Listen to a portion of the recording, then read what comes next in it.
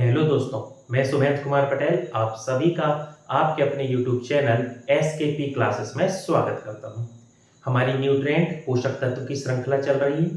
इस श्रृंखला में अपन आगे बढ़ते हैं और हमारी श्रृंखला पहुंच चुकी है विटामिन में और विटामिन में हम बी कॉम्प्लेक्स पढ़ रहे हैं, जिसमें आज से हम शुरुआत करेंगे विटामिन B3 की। विटामिन B3 रासायनिक नाम अपन सभी के पहले लिख चुके हैं, तो उम्मीद करता हूं मैं आप सभी को रासायनिक नाम याद होंगे। B3 का रासायनिक नाम होता है, केमिकल नेम है नियासीन। नियासीन। यदि हम बात करें इसकी डिस्कवरी की या इसकी खोज की, तो इसकी खोज जिस साइंटिस्ट ने की है उनका नाम है, थोड़ा ऊटपटांग नाम है, कॉनरेड एल्विस। ठीक, मैं लिख देता हूं इंग्लिश में भी, कॉनरेड एल्विस। ये वाला जो विटामिन है ये हमारे शरीर में ऊपर ऊपर दिखने में उतना काम नहीं करता, लेकिन शरीर के अंदर मेटाबॉलिज्म, उपापचय क्रियाओं से रिलेटेड जो संबंधित उससे कार्य होते हैं ना, उनको करने में बहुत ज्यादा मदद करता है। जैसे सब्सटेंस होते हैं जिनका नाम है NADP या NADPH, ये हमारे रेस्पिरेशन या श्वसन से संबंधित होते हैं। अभी यहाँ समझ में नहीं आएगा, निकोटिनामाइड, एडेनाइन, डाई न्यूक्लियोफाइड, ये सब होते हैं, अभी आपको समझने की जरूरत नहीं है। जब अपन रेस्पिरेशन या श्वसन पढ़ेंगे तो ये सब बहुत डिटेल में पढ़ेंगे। NADP, NADPH ये सब्सटेंस रिलेटेड होते हैं हमारे रेस्पिरेशन से, हमारे श्वसन से। तो इसको बनाने का, ताकि हमारे सेल के अंदर होने वाली श्वसन या रेस्पिरेशन की प्रक्रिया बहुत अच्छे से हो, इसे करने के लिए NADP और NADPH की जरूरत होती है, जिससे बनाने में मदद करता है विटामिन B3। ठीक, आगे बढ़ेंगे। मान लो यदि हम बात करें विटामिन B3 की, हम हमारे भोजन में यदि ऐसा कुछ खा रहे हैं जिसमें मिनरल्स की मात्रा बहुत अधिक है, ठीक है, हमने मान लो सब्जी खाया या कुछ भी ऐसा खाया जिसमें मिनरल्स बहुत ज्यादा है, तो हमारी बॉडी उन मिनरल्स या खनिज का एब्जॉर्प्शन कर सके, मिनरल्स या खनिज का ये क्या कर सके, अवशोषण कर सके, उस एब्जॉर्प्शन या अवशोषण को बढ़ाने में मदद करता है विटामिन B3। अब अवशोषण की बात निकली है तो याद रखो, हमारे खाने में जो आयरन है उसके एब्जॉर्प्शन या अवशोषण को बढ़ाने का काम करेगा विटामिन C, और हमारे शरीर में हड्डियों में कैल्शियम और फास्फोरस के एब्जॉर्प्शन या अवशोषण को बढ़ाने में मदद करता है विटामिन D। उसी प्रकार से खनिजों के एब्जॉर्प्शन को, अवशोषण को बढ़ाने का काम करता है विटामिन B3। ले लें इसका स्क्रीनशॉट, फिर अपन आगे बढ़ते हैं।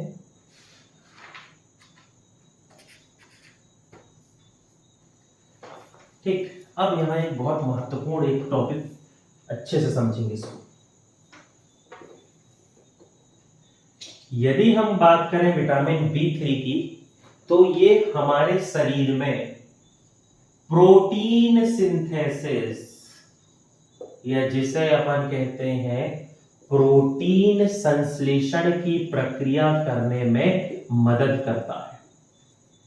ठीक, हमारे शरीर में होने वाली प्रक्रिया जो है प्रोटीन संश्लेषण, इस प्रोटीन संश्लेषण को करने में मदद करता है। अब यदि आपको थोड़ी बहुत याद हो तो अपन पढ़े थे, प्रोटीन 20 आवश्यक एमिनो एसिड से मिलकर बनते हैं, उसमें से 10 हमारे शरीर में है, लेकिन 10 हमें भोजन के रूप में, खाने के रूप में ग्रहण करना पड़ता है। तो 20 एमिनो एसिड मिलकर बनाते हैं प्रोटीन। अब एक विशेष प्रकार का एमिनो एसिड है जिसका नाम है ट्रिप्टोफैन। ठीक, ट्रिप्टोफैन क्या है, तो ये है एमिनो एसिड। अब एमिनो एसिड है तो आपस में मिलकर क्या बनाएंगे, प्रोटीन। ट्रिप्टोफैन भी मिलकर किसी एमिनो एसिड के साथ ये भी क्या बना रहा है, प्रोटीन। पर ये इसके द्वारा जो प्रोटीन बनाया गया है, यह प्रोटीन क्या बनाते हैं, हार्मोन्स। याद हो तो अपन ने पढ़ा था हार्मोन्स और एंजाइम क्या होते हैं, तो हार्मोन्स और एंजाइम प्रोटीन होते हैं। और जिस हार्मोन का ये फॉर्मेशन या सिंथेसिस करता है, दो हार्मोन होते हैं, एक का नाम है मेलाटोनिन और दूसरे हार्मोन का नाम है सेरोटोनिन। जब अपन ग्लैंड्स या ग्रंथि जब पढ़ेंगे ना, तब वहां पर ये हार्मोन्स के बारे में विस्तार से पढ़ेंगे। ये दोनों हार्मोन निकलते हैं हमारे ब्रेन में पाई जाने वाली पीनियल ग्लैंड से। पीनियल ग्रंथि होती है जो एक प्रकार की एंडोक्राइन ग्लैंड है, अंतःस्रावी ग्रंथि है, ग्लैंड्स में डिटेल में पढ़ेंगे। उन दोनों में ये हार्मोन बनते हैं मेलाटोनिन और सेरोटोनिन। इस हार्मोन क्या हुआ, प्रोटीन। इस प्रोटीन को बनाने के लिए एमिनो एसिड चाहिए, तो वो एमिनो एसिड कौन सा होता है, ट्रिप्टोफैन। अब ये मेलाटोनिन और सेरोटोनिन क्या करते हैं, मेलाटोनिन हार्मोन ही वह हार्मोन है जिसकी वजह से हमें नींद आती है। ठीक, देखो अब समझना सीक्वेंस कैसा है।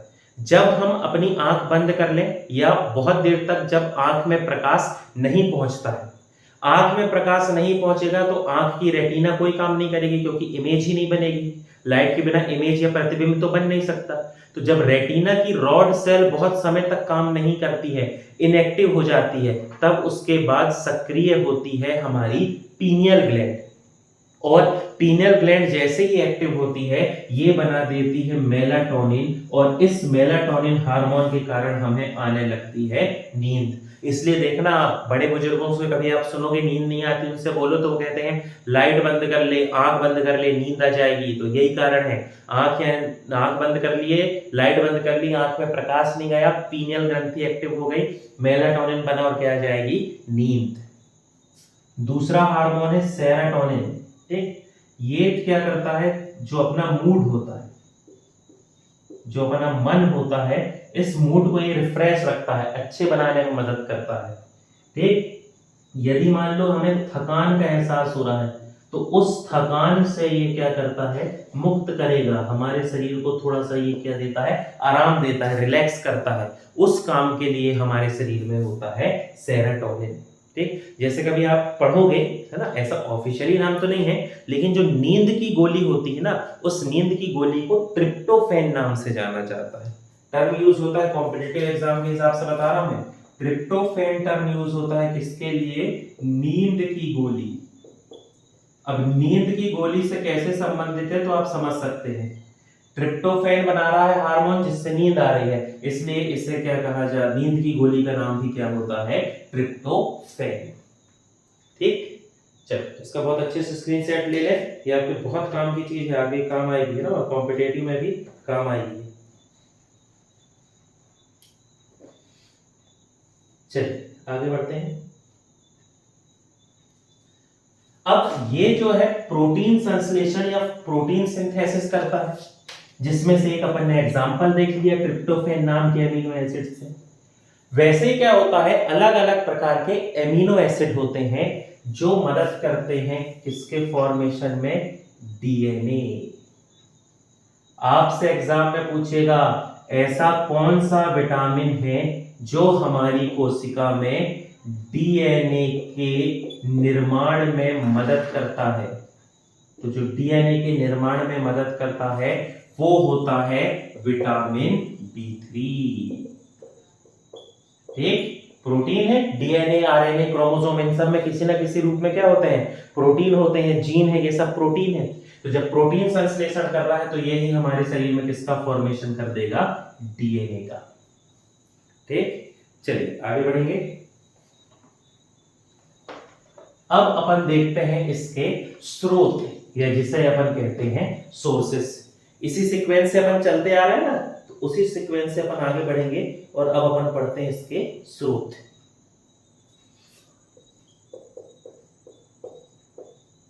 Sources,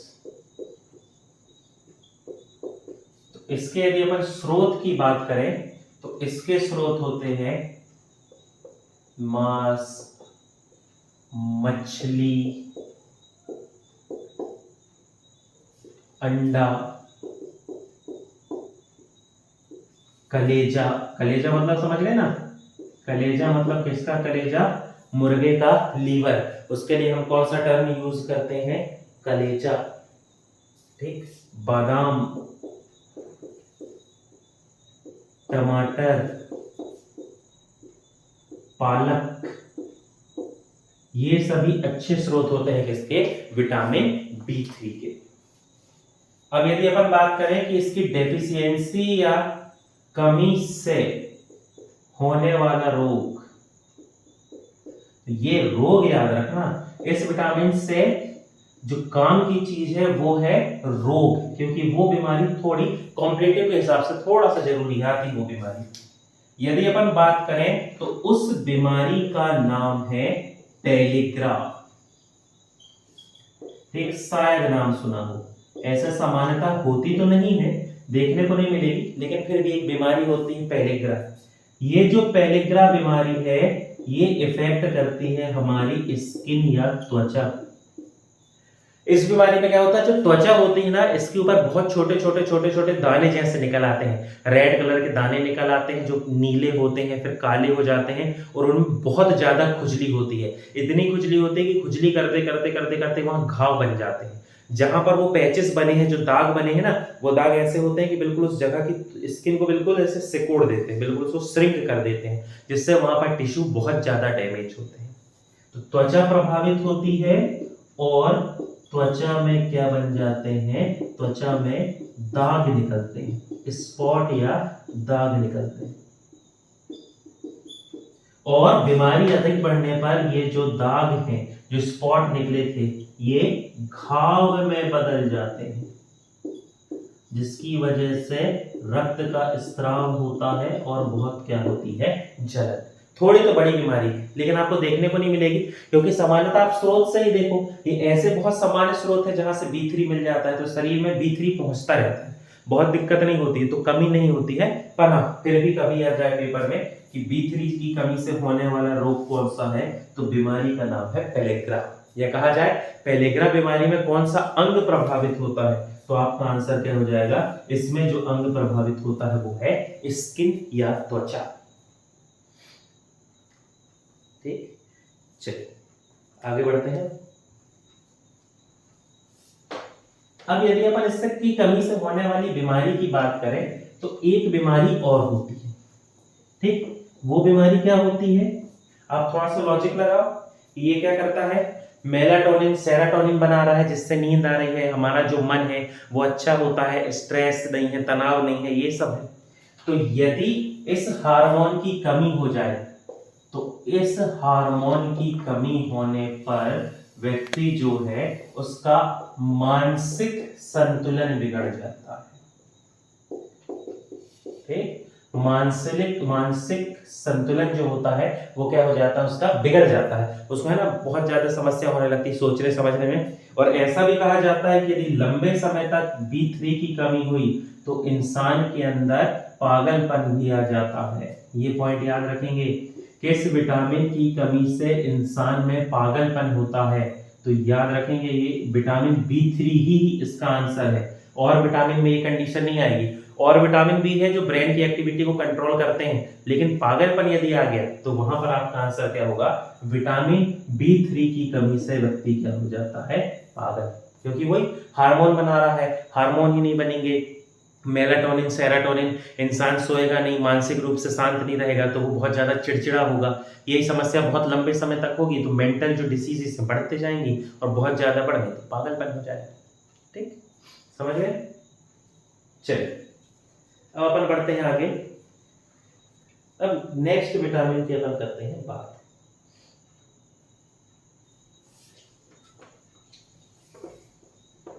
vitamin B5।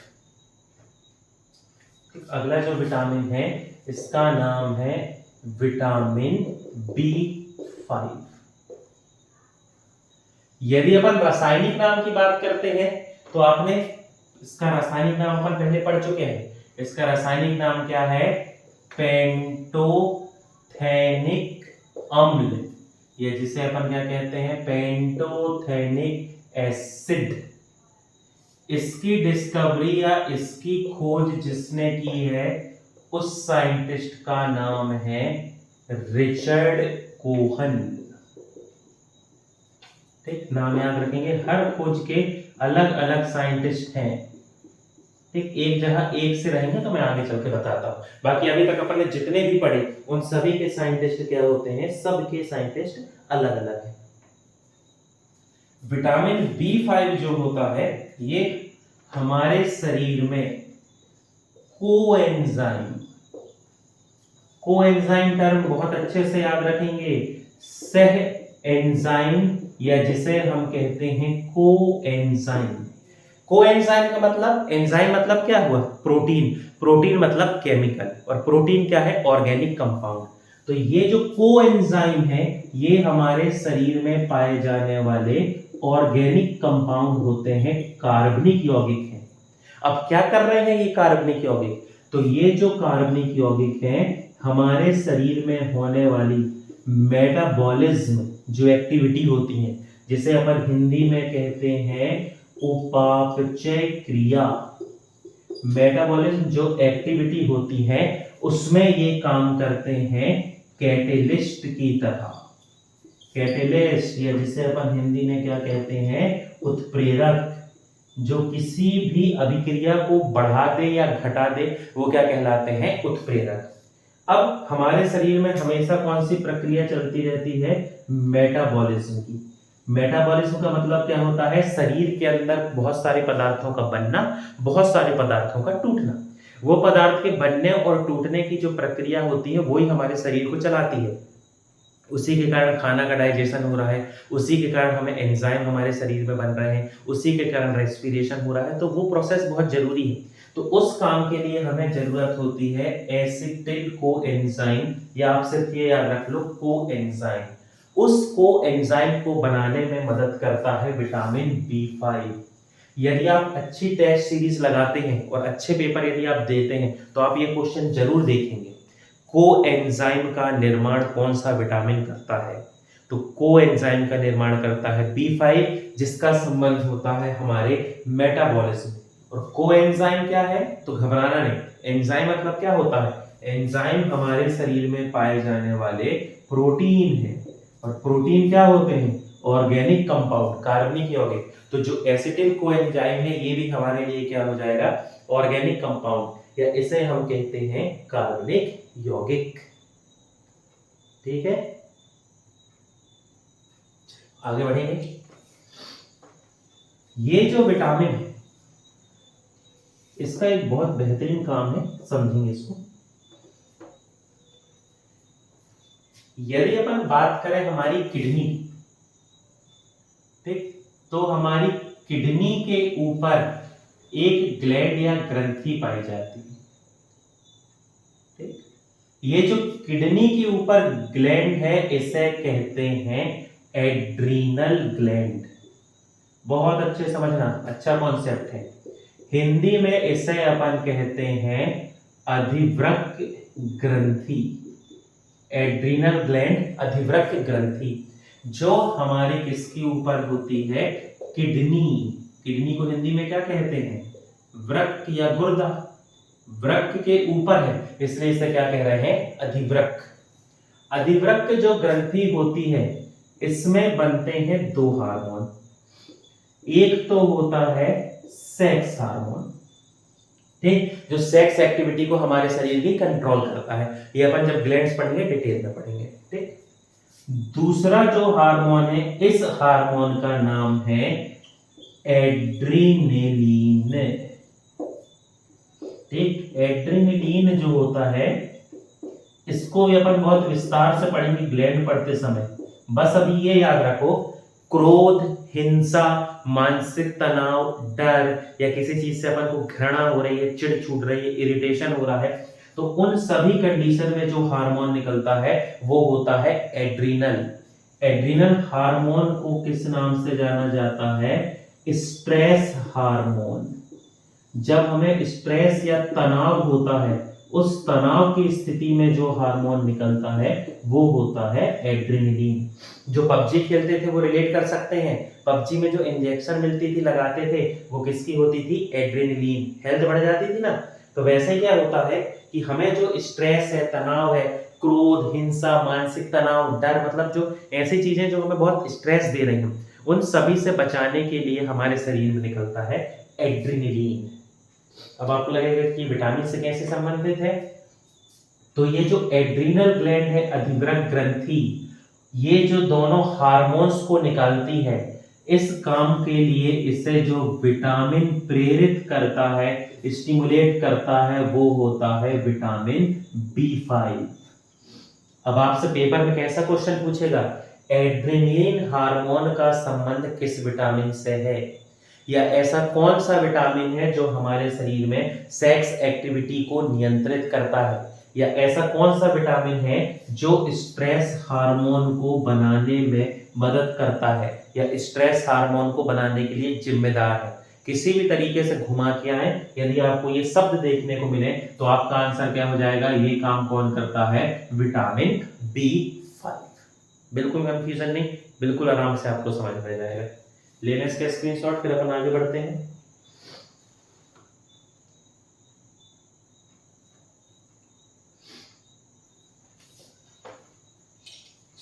अब आगे एक और अगला इसका फंक्शन, ये भी बहुत अच्छा है।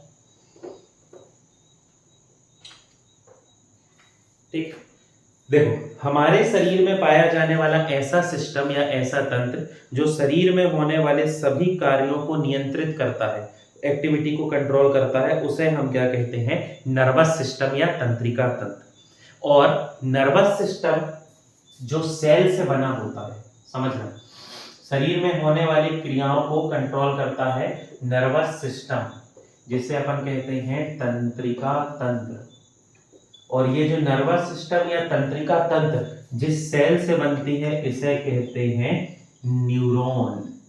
इसलिए तो स्टडी ऑफ नर्वस सिस्टम, तंत्रिका तंत्र का अध्ययन क्या होता है, न्यूरोलॉजी। और इसलिए उसके डॉक्टर को कहते हैं न्यूरोलॉजिस्ट, क्योंकि नर्वस सिस्टम में जो सेल है वो क्या कहलाती है, न्यूरॉन।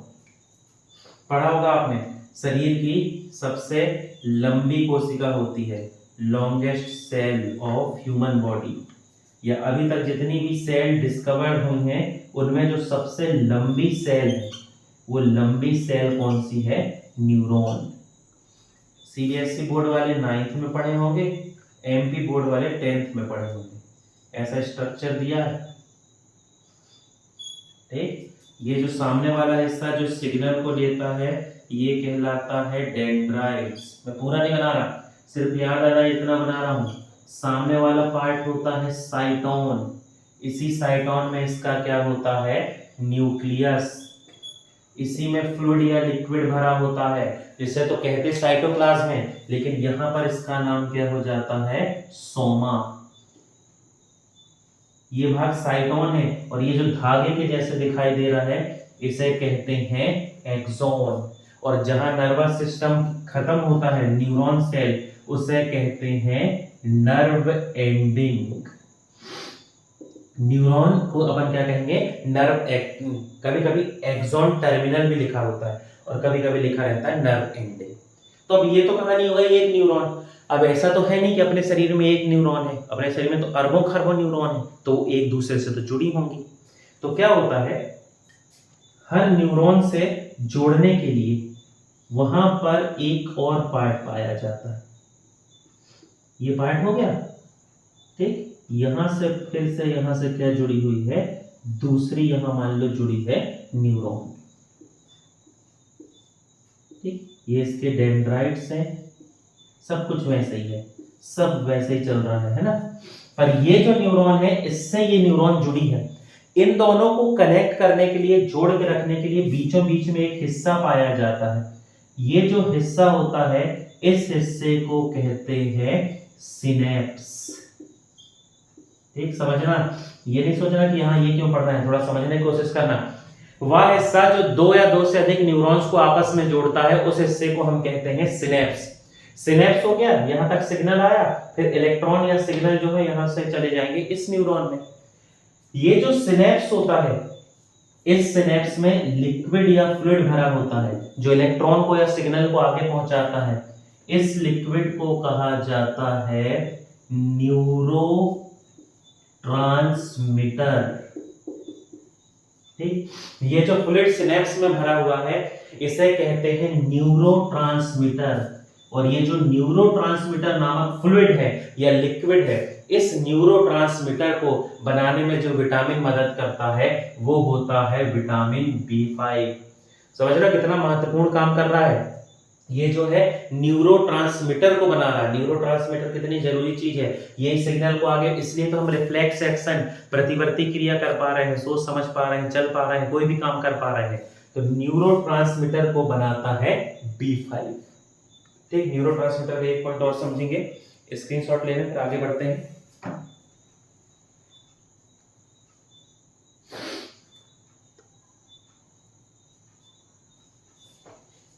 ठीक, चलिए समझते हैं।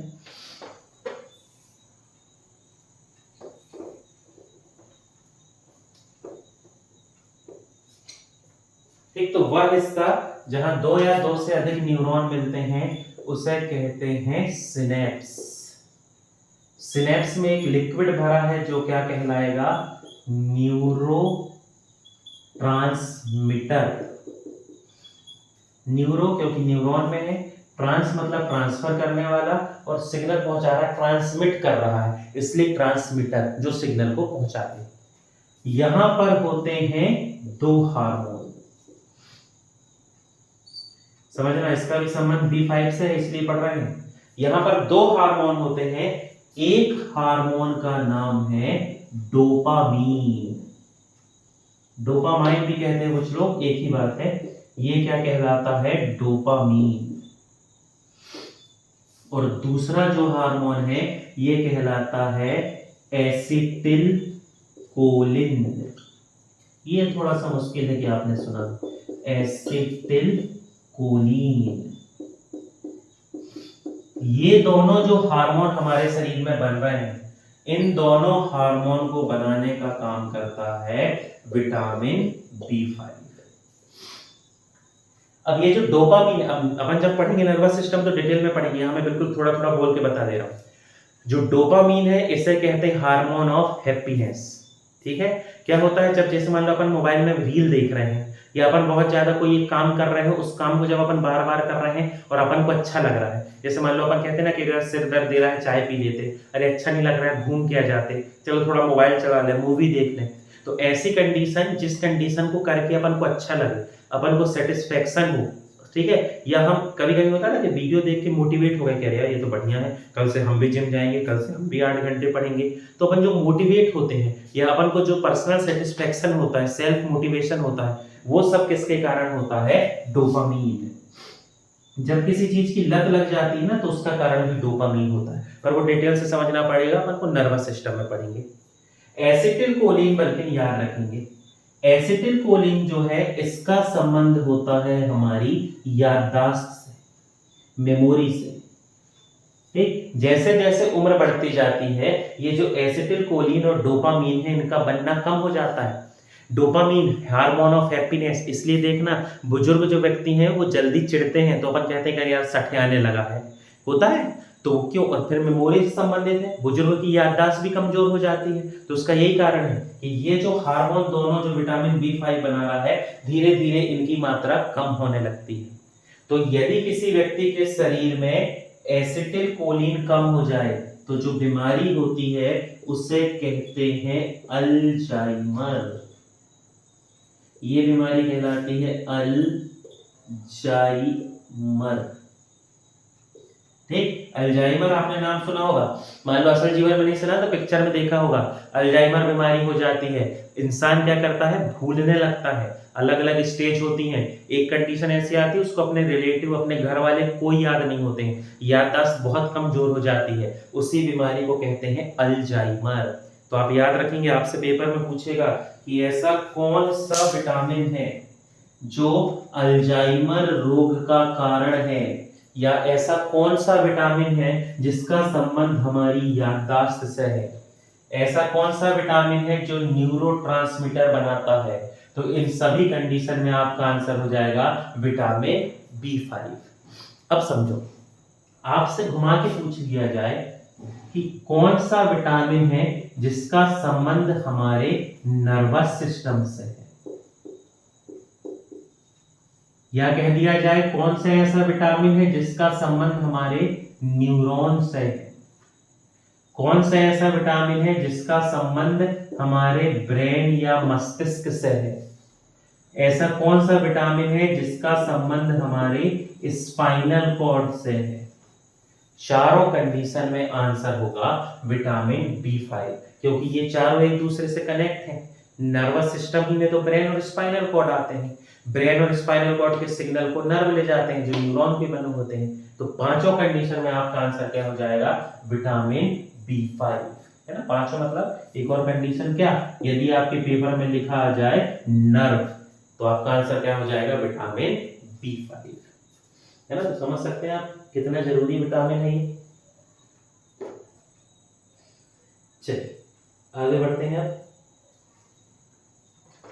अब अपन देखते हैं इसके स्रोत, या जिसे अपन कहते हैं सोर्सेस।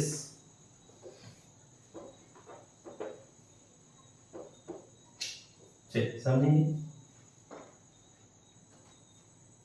यदि बात करते हैं अपन सोर्सेस या स्रोत की, तो ऐसा कोई बहुत भारी अलग से स्रोत अपन को पढ़ने की जरूरत नहीं है। वही जो अपन पढ़ते आ रहे हैं बेसिक वाले, अंडा, दूध, पनीर, मक्खन, ठीक, फिर मांस, मछली। तो ऐसा कुछ बहुत अलग से पढ़ने की जरूरत नहीं है, वही सब इसके क्या होते हैं, स्रोत। देखो स्रोत में बहुत जो इंटरेस्टिंग है, जो अपन बहुत ज्यादा सुनते हैं, या एकदम से जो हम डेली लाइफ में ले रहे हैं, या जो बहुत चेंज कर सकता है हमारे शरीर में, या एग्जाम में जो ज्यादा आता है, उस पर अपन ज्यादा फोकस करेंगे। ऐसे स्रोत पढ़ने में आए तो हर जगह लिखा रहता है हरी सब्जी सबका स्रोत है, हरी सब्जियों में सब कुछ होता है, तो गड़बड़ हो जाएगा। इसलिए जहां स्रोत जरूरी, जैसे देखो इस विटामिन में कितनी सारी काम की चीज अपन पढ़े, इस विटामिन में स्रोत जरूरी नहीं है, तो अपन ने इसको हट नजरअंदाज कर दिया, बस थोड़ा बेसिक बेसिक सा लिख लिया, ठीक है। तो जहां जैसी जरूरत होगी वैसा काम करेंगे। जैसे विटामिन सी में अपन कितने सारे स्रोत लिखे, क्योंकि वो डेली लाइफ में हमें देखने को मिल रहा है, तो जैसी कंडीशन वैसा काम करेंगे, ठीक। लेकिन इसका स्क्रीनशॉट, फिर अपन आगे बढ़ते हैं। चलिए अब यदि अपन बात करें कि इसकी कमी से होने वाले रोग, डेफिशिएंसी या कमी से होने वाले रोग, तो बहुत सारी चीजें ब्रेन या मस्तिष्क से संबंधित थी। पूरा नर्वस सिस्टम ब्रेन मस्तिष्क से संबंधित था। तो पहली जो बीमारी होगी उसे अपन कहते हैं मंद बुद्धि, या ऐसे कंडीशन को हम क्या कहते हैं, मेंटली रिटार्डेड, ठीक। ऐसा व्यक्ति, मंद बुद्धि का मतलब क्या हुआ, ऐसा व्यक्ति जो जज नहीं कर पाता या समझ नहीं पाता क्या सही है क्या गलत है, वो कुछ भी बोल देगा, कुछ भी कर देगा, वो नहीं सोचेगा कि आसपास लोग बैठे हैं, वो नहीं समझेगा कंडीशन क्या है, उसको जो लगेगा वो कर देगा, चाहे अच्छा हो बुरा हो। तो उस प्रकार के व्यक्ति को अपन क्या कहते हैं, मंद बुद्धि, ठीक है। शरीर उनका पूरा विकसित है, सब कुछ सही है, लेकिन सोचने समझने की जो बुद्धि है वो थोड़ा कम विकसित हुई है, तो उस कंडीशन को अपन क्या कहते हैं, मंद बुद्धि। दूसरी जो बीमारी आपको याद रखना है, बहुत जरूरी है, इस बीमारी का नाम है बर्निंग फीट सिंड्रोम, ठीक। ये बीमारी तो खैर आजकल काफी ज्यादा चल रही है, ठीक। इसे अपन कहते हैं बर्निंग फीट सिंड्रोम,